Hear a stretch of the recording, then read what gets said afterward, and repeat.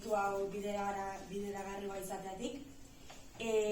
Nahi moda txikitatik gustau zait, eta gaur egungo arazo handienetako bat moda industrian kutsadura da, kanbio klimatikoa eta hainbat gauzak nahi asko kezkatzen didatena die.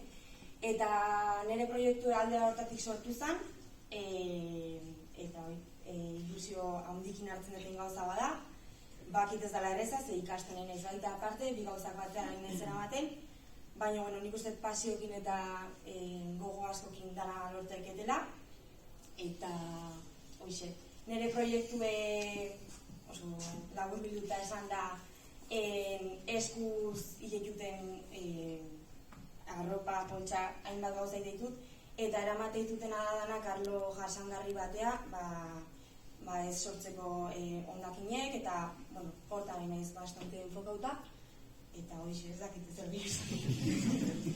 Eskerrik asko.